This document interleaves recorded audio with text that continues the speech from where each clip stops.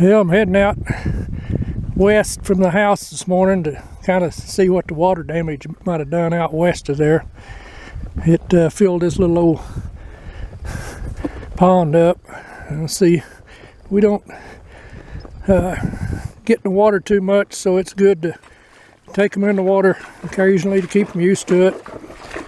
Because some of the places we go, we got to cross water a whole lot. And she's pretty much an old hand at it, but I like to keep her in tune. And I'm going to go way out west. That big rain that hit, that levee broke, but it was kind of due south of us, so it mostly went out to the west. But I'm going to go out and look and see what it might have done. I'm headed out towards Blue and see if there's any water in it. He usually likes to take a little dip on the way out, and if I come by there, he'd come go in there on the way back. It looks pretty dry. It looks like the water ran, but it's been getting back hot again, so it probably soaked in and evaporated too. We'll see. But it's pretty dry right now, and it's been get up in the I think the high 90s in the last few days. It's getting back hot. That's usually this time of year it starts cooling down a little bit. I don't know, we'll see. I'm just headed off kind of to the west southwest.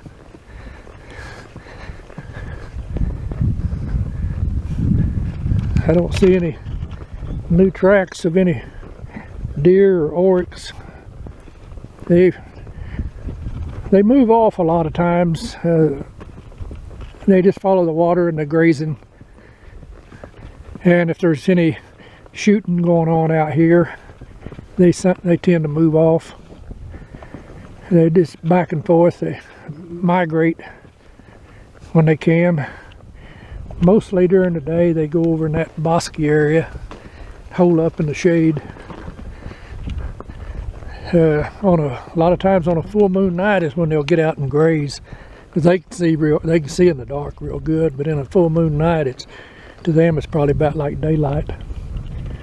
We're getting ready to come up on that water hole, see if there's anything at all. It looks. Yeah, there's water in it. He's going to go for a dip. Quite a bit. It fills in every once in a while, and it doesn't hold much water, and then next storm will come along, it'll dig out. But it usually has water for a long. He can swim in it. I don't see any deer tracks, oryx tracks. This is the one main water hole in this little area, this section. We call it Blues water hole. We found it a long time ago. I don't think most people know it's out here, but this area doesn't get much traffic, which is good. Looks like Blue found another water hole. This is that creek or ditch that comes by the house. You can see the water got in this probably 10 foot deep. And it was probably raging. You can see the brown on the vegetation where the water got up and set for a while and pushed some debris up. This is what these ditches do out here. You really got to be careful down in these things in stormy weather. They'll come up a flash flood just in a minute. And it looks like it overflowed its banks. It's still pretty wet out here on top.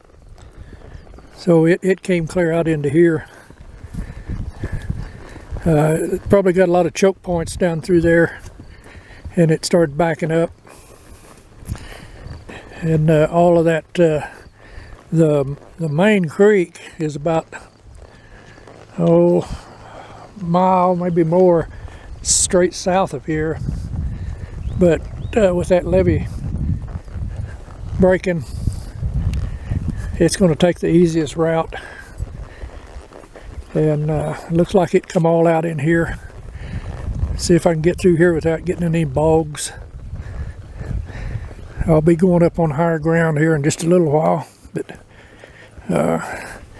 it run out here pretty good. I've seen it worse, actually. In about 2008, I believe, 2006, 2008, one of those years, a hurricane come up the Rio Grande River from the Gulf, and it was supposed to go just on west into Arizona, and it turned and went up in the mountains just to the east of us and just sat there. And it wasn't really a hurricane, it was just a tropical storm or a big storm. And it really flooded that time out through here because it sat there and just poured water for a while. Here's the fella that dumped his four-wheeler tires. They were washing down this way. There's a couple of them. There's probably more of them. And it's looks like the old black ants come out, but it got pretty wet in here. If it gets too boggy, we'll have to head north and get out of it. The whole trail should be packed down pretty good, so I'll see how it goes. That we used to come out here on four-wheeler, on fat tire bikes too, and that kind of packed it down. But ooh, she's starting to sink a little bit. I'm gonna go around here and try to turn north. Easy. There's another tire. I think I'm gonna go ahead and turn north out of this. It's getting kind of boggy. I don't feel like wading in the mud in case she sinks. Let's head out through this brush here and get on higher ground. It came out through here, but there's dry spots, so I think we'll be okay. I'm going to shut it off until I get through here.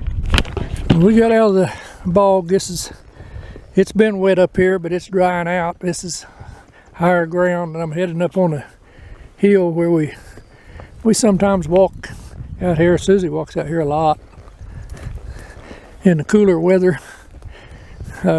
She likes to walk out here instead of walking the road. A lot more to look at instead of a darn old road. A bunch of cars whizzing by. But it did run. So all that green in there, it was probably this water. It didn't get up real high, it don't look like, but it covered it pretty good. I'm getting close to the missile range.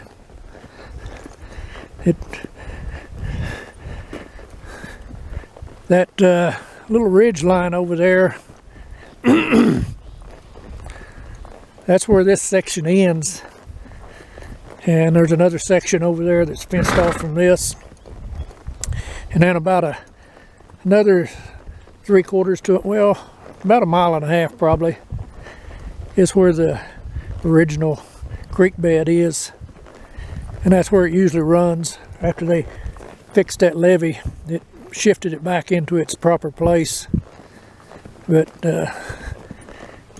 when it rages, it's liable to do different things.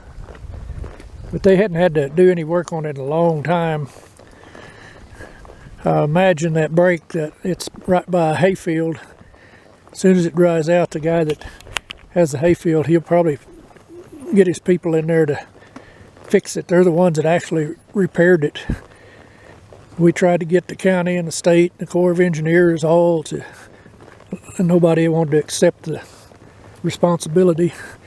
Before, when it was broke for a long time, I was told that an individual upstream from us broke it to try to grab the water. And we had a lot of floods down our road anyway. That I'm gonna head off to the north now. That's getting just down here a little ways is a fence, and that's as far as you can go. I just ride along the fence line and kind of gawk at stuff.